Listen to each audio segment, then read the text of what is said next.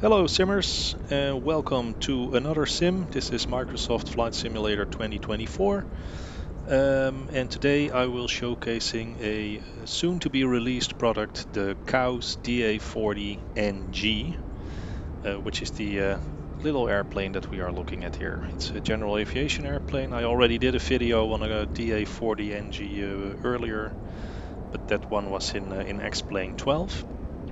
Which is also a brilliant sim, by the way. But last week I purchased Microsoft Flight Simulator 2024. Over the past few months I've been a member, well, sometimes more active than others, with the COWS beta testing team, and since a couple of days the NDA has been released and we are allowed to create some content with this Diamond DA40NG. We are today at Lelystad Airport, my home airport, with the wings over Holland, and we have the Papa Hotel, Hotel Lima Charlie, which is a real life livery for this airplane. It's all white, but the registration is real. You can look it up at the Flight Radar 24.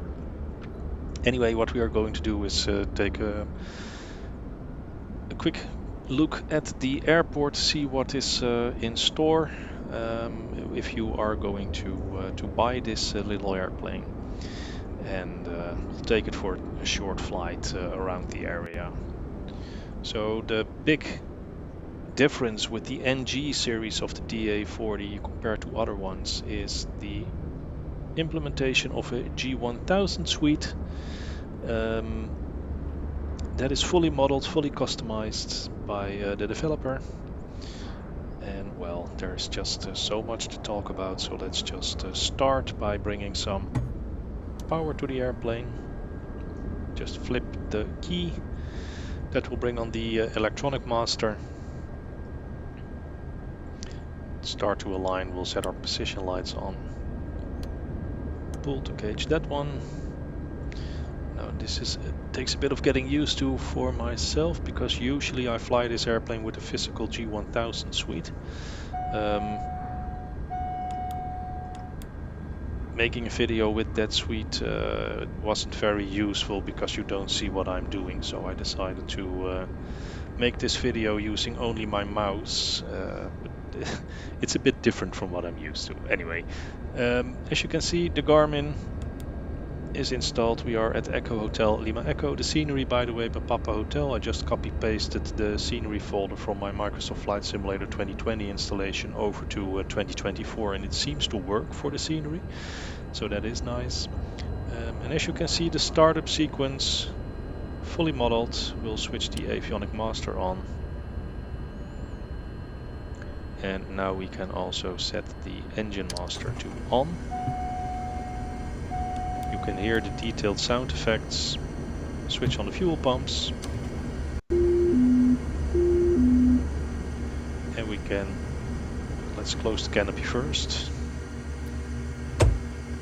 start the engine.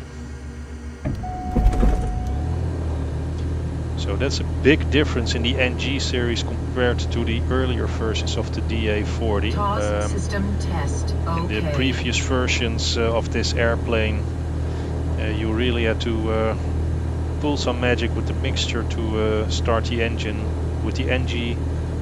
Flip on the engine switch, flip on the fuel pump, rotate the start key to start, and the engine will start. So a lot less hassle to get the airplane starting. So if we take a closer look at the screens, start with the primary screen in front of the pilot.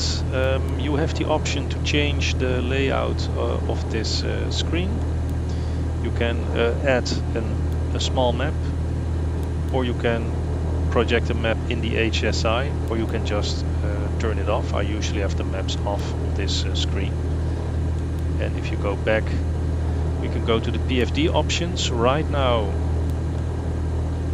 we have the heading labels as well as the terrain. I can switch it all off and have a more classic PFD. but I actually starting to get used to the terrain feature and I like it, so I put it back on. The alt units, we are in Europe, so hectopascals is alright. Should you want to change, you can change it to inches. You can set meters instead of feet, should you want to do that. And well, there's just so much in here that you can do. So we'll set our transponder, code is 7000, and we'll set it to alt off. And let's say that we are climbing out of Lelystad for this flight. Let me just show you what the plan is. We are in Lelystad. We'll taxi to Shara 1, do the run up everything on the holding point in here, taxi, take off, runway 23, climb out 1000 feet for the Bravo, and do a small circle over the area to fly back for the mic arrival again into runway 23. So that's the plan for the flight that I did, that I'm going to make with this little airplane. So we can set the altitude target initially for 1000. You can put a timer on or off, it has its use. It's all models. Everything works as it is supposed to do in real life. Then we have the engine and the map display. So if you go to engine, we have the load indicator, the RPM, oil temperature, oil pressure, the temperature for the coolant and the gearbox, electric volts and amps, total service of this airplane. Well, in this sim I've only flown 0.6 hours. I did most of the beta testing in Flight Sim 2020.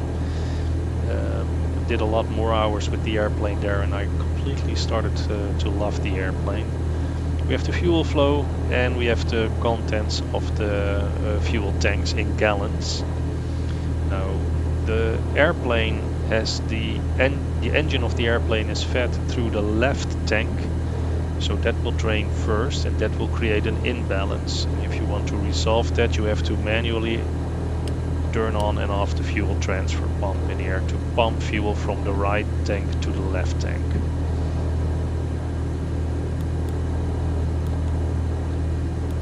So if we go to the map mode, you can zoom in and out.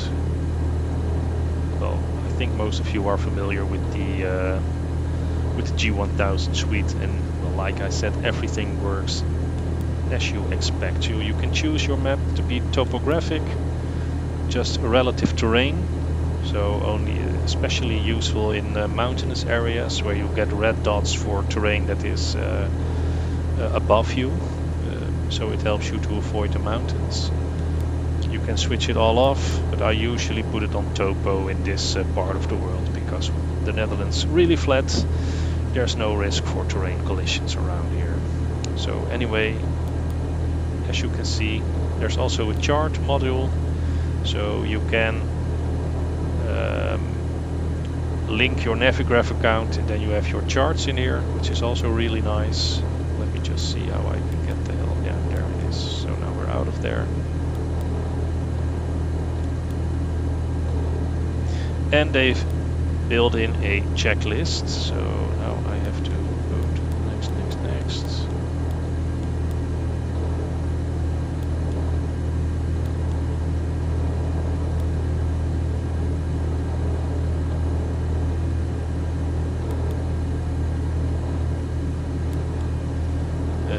Let's see, we want to go to the normal procedures. So here you can just run your checklists. They are there for all phases of the flight. So also a really nice touch. So we can check that. Well, we already did all this. But anyway, know that it is included in the airplane when you buy it. I won't use the G1000 suite too much. What I do like to use is a little trick. So if I create a flight plan and I put Lelystad in there, then I can say I want to fly direct to Lelystad, and I can activate that. And if I zoom out, if I go to the OBS, I can now set a course, and the runway course is approximately 226. And you can do this with any airport that you're flying into. And it's especially useful if you're flying to airports where you're not very familiar. So we want to go 226. There we are. So right now, if I dismiss this and I zoom out, I just have basically an extended, well, it's not really a center line, but an approximation of the runway heading for the airport that I'm flying into. And especially if you're flying into dirt strips in regions where you are not very familiar, this is very useful in lining up your airplane roughly with the airport, and it makes it easier to spot the runway. So I always use this little trick. I love it. Anyway, having done all this, we can check the folders. And what I'm now doing, when I move the switch, I'll take a look at the RPM, see if the RPM drops when I go to the different ECU. So we are now on Alpha, and if I go to Bravo, yeah, you can see a slight drop in the RPM. And again, so that's perfectly modeled. We can not adjust the pedals. No, I haven't used it anyway. Let's check that the trim is in the neutral position. And if you think the airplane is too noisy, you can just plug in your headset for the noise cancelling. Also a very useful feature. I'll leave it on for the rest of the flight because, well, most of the sound effects we already heard. Should have put the strobe on already. Anyway, let's just release the parking brake and start taxiing for the runway.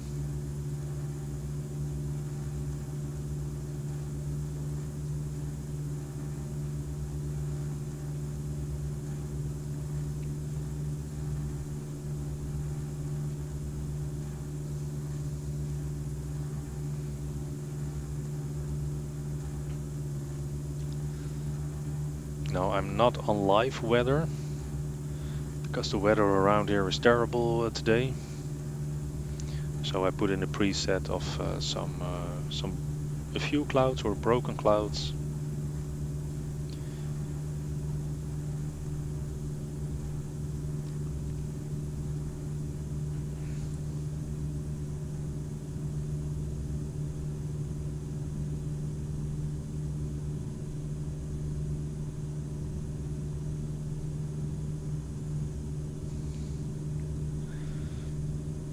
Now the airplane doesn't have nose wheel steering, so it's steering by differential brakes. And I just taxi to the holding point, and then we'll do some checks. We'll check the flight controls, we'll check the flaps, we'll do the ECU test, the engine run-up tests before we get airborne.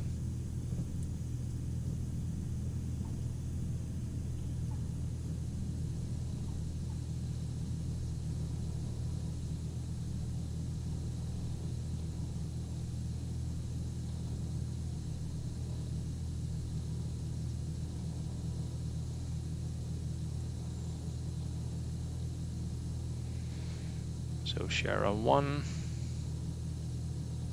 let's turn the nose towards the taxiway slightly, a little bit more engine power.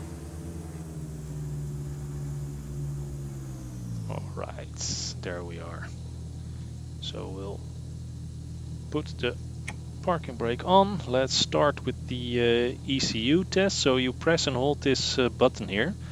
RPM will run up to just above 1900, slightly down, then back up. Then all the way down, then the folder will change. It will run up to above 1900, slightly down, back up to 1900, and then all the way down again. So here we go. There we go. So RPM 1900, back to 1900s, all the way down, photo change, and all the way back up again.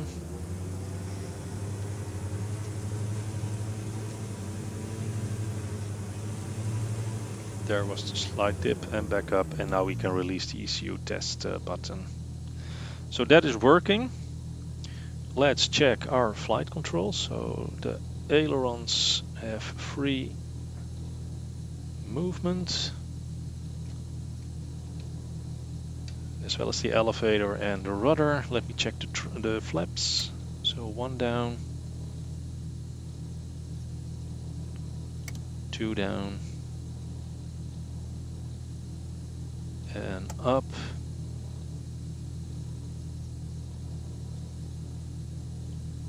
And all the way up. Check, so 1 down for takeoff. Flaps check, flight controls check, so now we have to do the engine run-up test. So within 10 seconds we expect the power to reach about 22,300 RPM. So let's go. Start the timer, full power. 2,300 RPMs and power down. Well within 10 seconds, so reset and hide the timer again. Taxi lights were set, so landing lights on. Let's release the parking brake. Verify that the trim is still in takeoff position, which it is. The airplane has an electric trim switch, by the way. And let's add some power.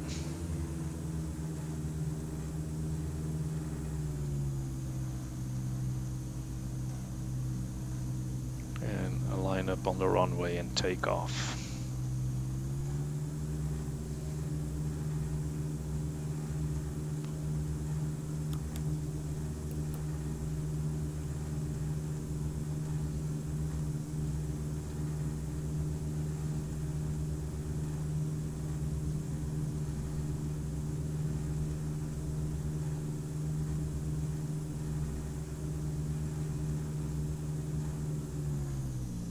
Alright, so the timer is started. Let's go for a little flight. So we'll power up, let the airplane speed to about 65 knots, then pull gently back on the stick. 65, and we are airborne.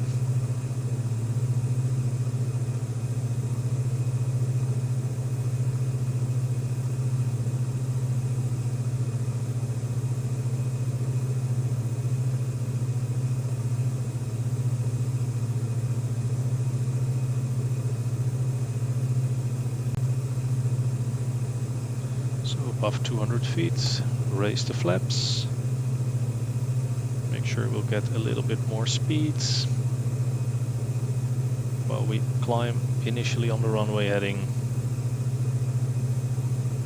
Let me just, if you press the heading button, the heading buck, you'll set the heading buck in the current airplane direction. So 500 feet, we're going to 1000 for our departure.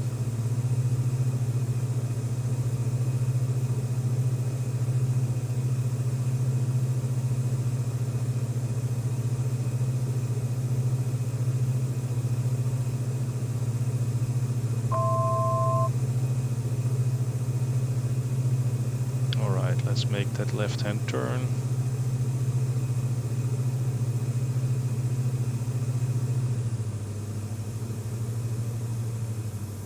And in the traffic pattern, let's maintain a speed of approximately 80 knots. So I put my load to roughly 40%. Slightly high now, so let's trim the nose down a little bit. And bring that altitude back to 1000 feet. I only installed Microsoft Flight Simulator 2024 last week. I'm still a bit tweaking for the correct settings. to optimize performance, but in general it runs very nice on my PC. I'm actually quite happy about it. Only thing about this platform is that they stick to that worthless GUI, that graphical user interface. I think that's something that Laminar did a lot better than a Sobo. The binding of controls, etc. It's always a bit of a hassle in Microsoft Flight Simulator, but anyway, there's just some reasons why I prefer X-Plane, despite the graphical quality of MSFS 2024. So let's turn right to Point Yankee, about heading 136.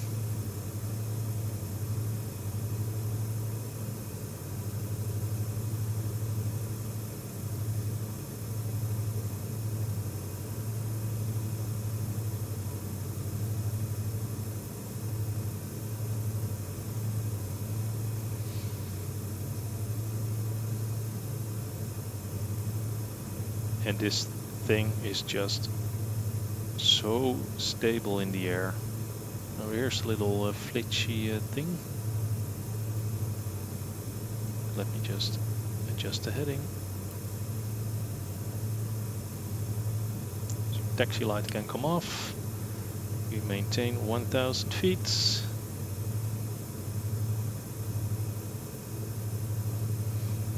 And right now we can accelerate, so I put my load to about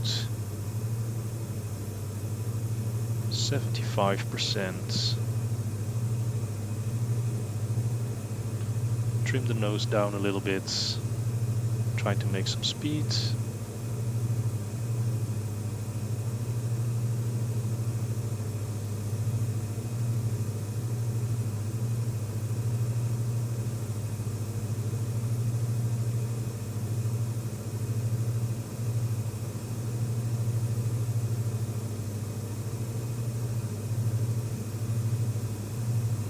And let's continue our climb to 1500 feet, because that is the altitude at which we have to enter the arrival procedure. So let's make a left-hand turn, fly towards Biddinghausen, small village in the area. Increase the power to about 90% for the climb.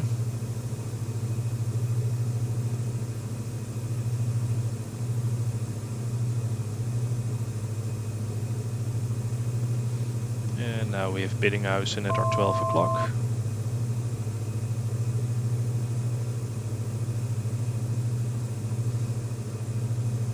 Just a heading buck.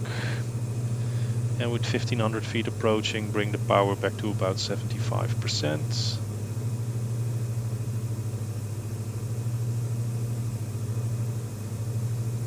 A little bit of trim to keep that nose in this position.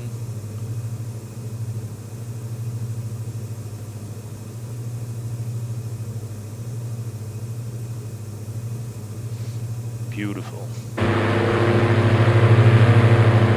Let's just make a quick screenshot.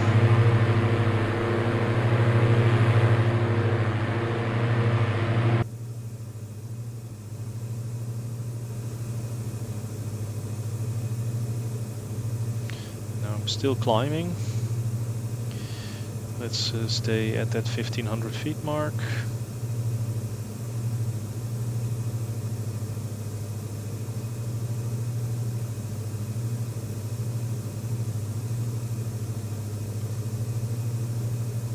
Now, one thing that I like a lot about Microsoft Flight Simulator 2024 is that it appears to have a lot less trees in places where they shouldn't be. Might sound trivial, but if you're flying over the area where you're familiar in, it's actually a big thing.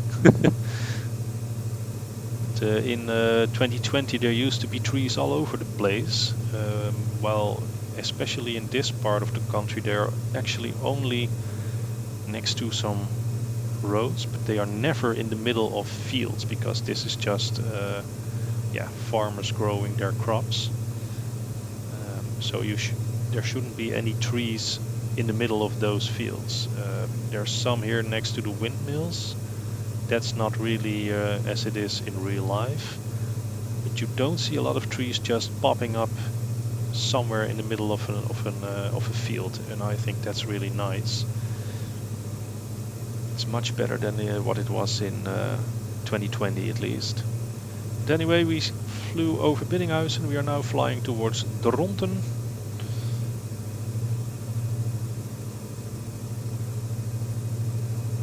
Dial up the heading bug. And this airplane is just so beautiful when you're flying it manually. Of course, the autopilot also fully operational. I did in 2020 for the beta testing, did somewhat of an European summer tour, flew to southern Germany, then to Innsbruck, then through the Alps to Italy, ended up in Pisa, and the next stretch of that leg is from Pisa along the Cinque Terre, the northwestern coast of Italy, to Nice, Monaco, Nice. It's a beautiful flight. So here's the town of Dronten, also with trees placed very accurately. This sim, it looks quite alright. Let's make a small circle around the residential areas here before we proceed to the lake, and then we'll turn left towards the bridge down there and fly the arrival into the airport again. So a small sightseeing tour over the village where I spent almost 30 years of my life living there.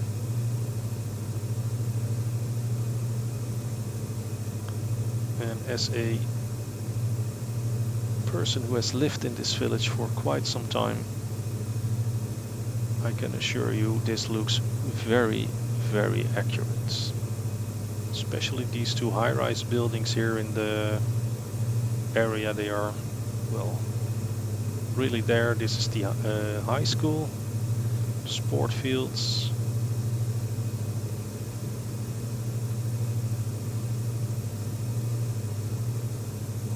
And now I start to realize how much I actually look at my physical G1000 suite, because I always have these screens in front of me, which makes it a lot easier to look out of the window while maintaining altitude. A little bit of input for the rudder.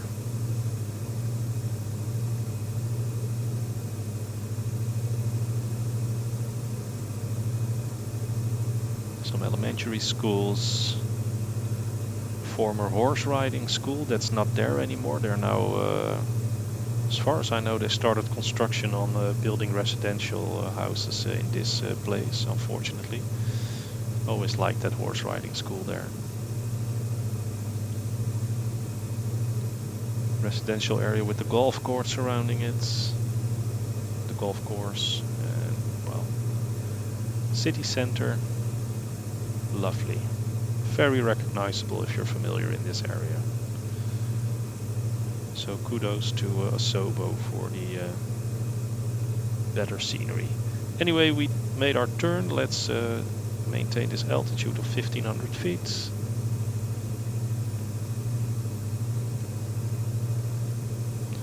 And fly towards the lake. And this sim is just so incredibly smooth. I love it.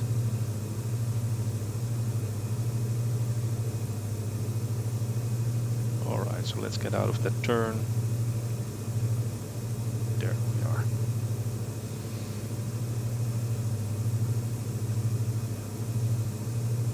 Let's go 5 degrees to the left to fly straight north.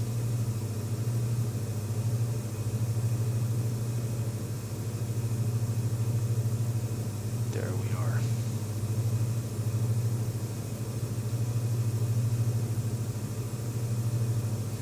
Small village of Ketelhaven, basically a suburb of Dronten, where we just flew past. This is called the IJsseloog, which is basically an artificial island with some sort of pit in there where they dump spoils from. I'm not really sure how they created it, but It's an artificial island, I know that much. And this is quite deep, the center of it.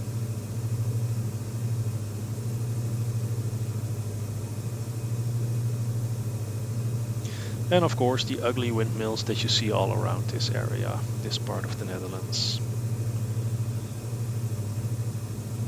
It caused my old gliding club at Biddinghuizen to move. They're now in Terlet. Because some idiot decided it was a good idea to build some very high wind turbines surrounding the glider field. So then the glider club just had to move. Well, anyway, let's just proceed. Let's fly left towards that bridge. That's now moving in the screen on the left.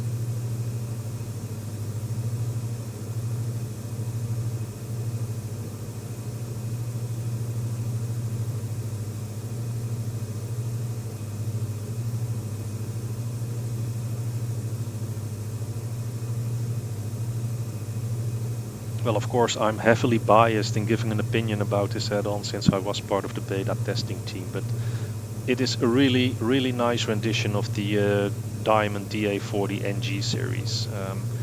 Some of you might know, I mentioned it in previous videos, I do some voluntary work at the Aviation Museum in Lelystad. So every now and then I'm there as part of the flight simulator group. And we have a physical DA40 cockpit in there, where visitors can make a flight, do a training pattern around Lelystad Airport.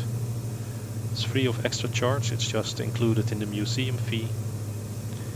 That's where I got my experience with the DA40 cockpit, and well, through a co-worker of the museum I was introduced in the beta testing team. So thanks again for that. This is just such a nice experience flying this little airplane. Of course there's no wind today, which makes the handling even better. But it's a joy to fly. Startup is much easier than the previous versions of the DA40. So a lot less hassle in getting the airplane started.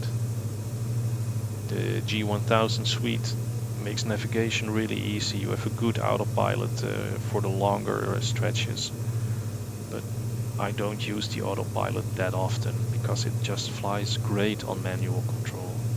So what we'll do is we'll follow the highway down here towards Lelystad.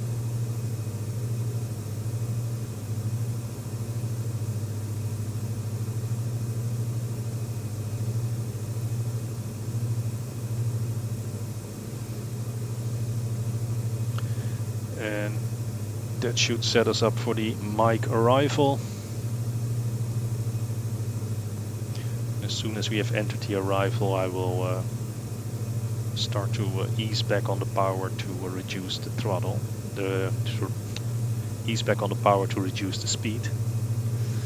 But for now, we'll just fly along the highway which runs in this corner down there. There should be a pair of highway entries and exits that has the shape of the letter M for Mike, and that's why it's called the Mike arrival. Because at that position, that is where you enter the arrival procedure for Lelystad Airport for the VFR circuit. Now you can see the advisory is starting to blink here, so the pitot heat is off. It also gives me a schedule. You can see that the left quantity for the left tank is a bit lower than the right one, so if you want to balance that, engage the fuel transfer pump and the left one will move up to the right, and then they are balanced again. So we are 1500 feet, which is also the border for Amsterdam CTR. Now here is that waypoint that I was telling you about. Don't know if you can see it real good from here already, but you have like these two arcs that make the letter M, and that's why it's called the Mike arrival.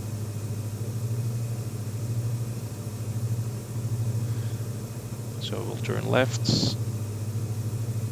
along the highway, and now you can see it even better. So for us it looks like a W, but if you fly it from the other way around, you can see clearly the M for Mike. So the fuel is more balanced. We switch the fuel transfer off. We are 17 minutes in flight. And now what we'll do is we'll just fly along this waterway. And like I said, I will bring back the power to about 40%. That should bring back the speed.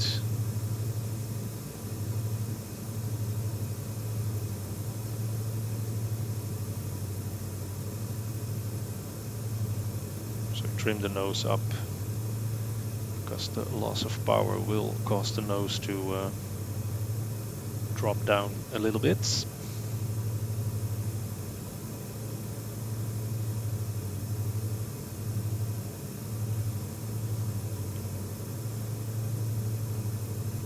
And I will also slowly descend to 1000 feet.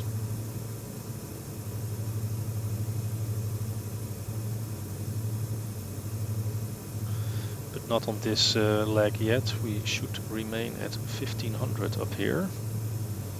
So a little bit of power to climb back to 1500. That was a bit too early, was on the wrong leg. My bad.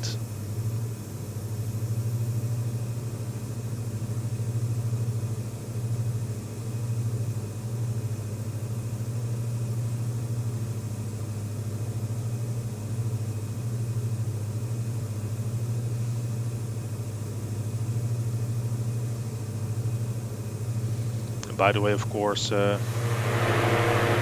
those can be opened and closed as well, as you might expect from an add-on at this level of detail. So let's continue to the right towards point X-ray, as it is called, and here we will start to reduce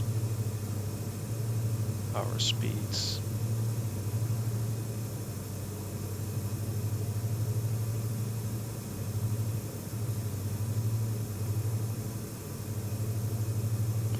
And at point X-ray, which is somewhere down here, one of these buildings, that's point X-ray.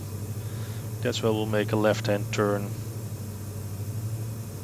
descend to 1000 feet. We can do that already. Start our descent to 1000, so we'll bring the power further back.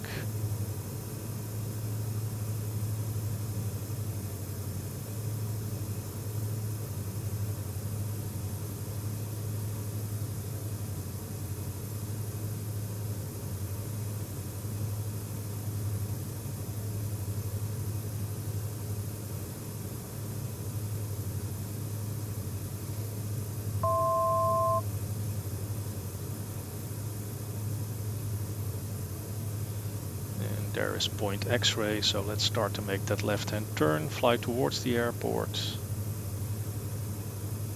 Bring back the speed to 80 knots. Maintain 1000 feet for now.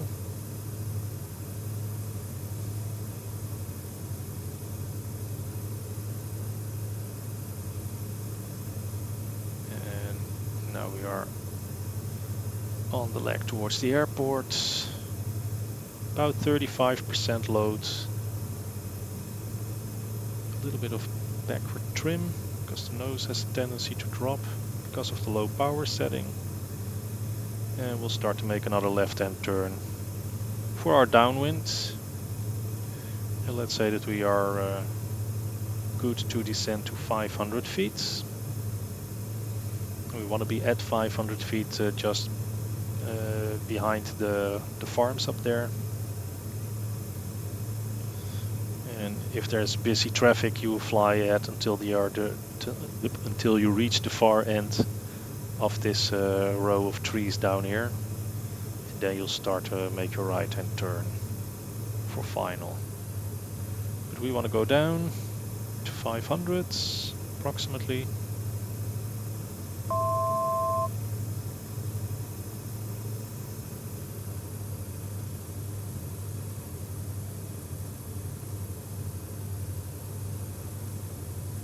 So let's start to make a right-hand turn, bring the power back, let the speed drop to about 80 knots.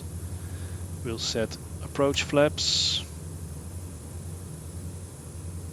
We don't descend lower than 500 feet until we are on final approach.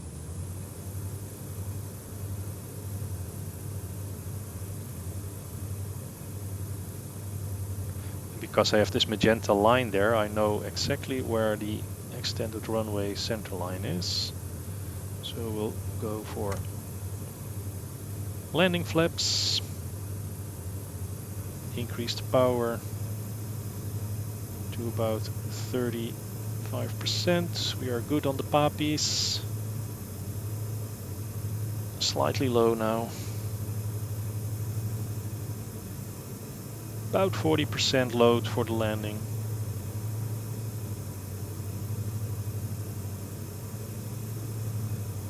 And we maintain a very nice constant rate of descent. Somewhere around 300 feet per minute. Bring her in on the poppies.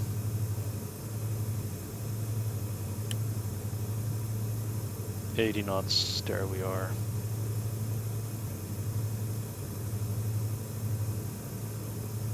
Got the power slowly.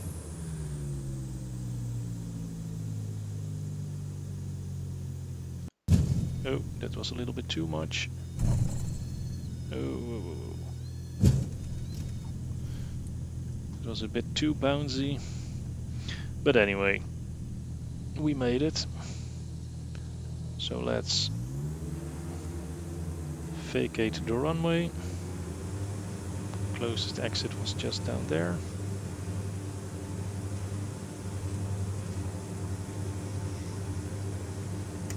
Retract the flaps.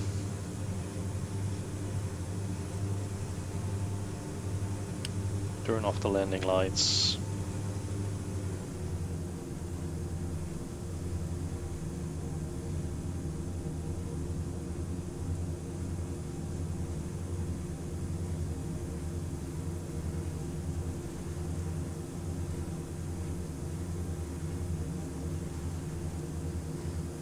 And we just taxi back to our parking stand where we started our flight.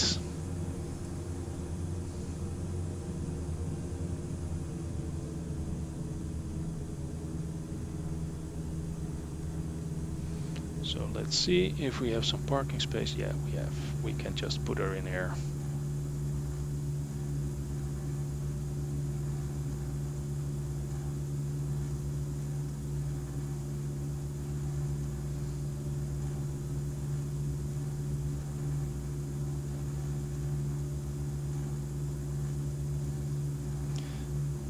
And now someone has parked exactly at the spot where we started our flight, so we'll just park down here. We'll put the brakes on. It's 25:16. So we'll wait 1 minute. Oh, I completely forgot to switch off the fuel pump during the flight. That's you only put it on during takeoff and then switch it off again. So that was my bad. So fuel pump can be switched off and the transponder can be switched to standby. And well, because of those little things, it's always a good idea to actually use the checklists. I forgot to do it in this flight, but they are there, they are fully modeled, and they really help you on your way throughout the flight if you're unfamiliar with this type of airplane. So yeah, in short, I am fully biased because I was a member of the beta testing team, but I really like this one. It is coming soon. The version that I'm flying now is still a beta version, but the developer said that this was most likely the final beta before release, so this is as close to the release version as we can possibly get right now. That's the timer, so we can stop the timer and reset it, hide it, and we can shut down the engine.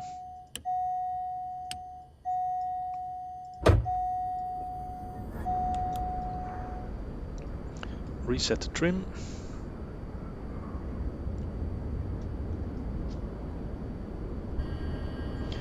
Plug out the headsets, switch off the avionics master, switch off the lights, and switch off the airplane.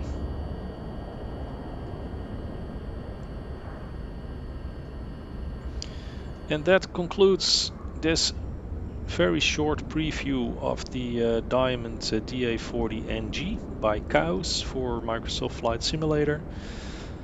As mentioned, we are nearing the completion of the beta testing, so a release is to be expected, not too long from now, and now is the 9th of September 2025, the date that I am making this video. It's a lovely little airplane, to be recommended wholeheartedly by a biased beta tester. So I hope you enjoyed this video. If you have any tips, tricks, comments, questions whatsoever, please let me know in the comment section below. As usual, please do so in a respectful manner, and I hope to see you all again another day on another video. Thank you for watching, and bye bye.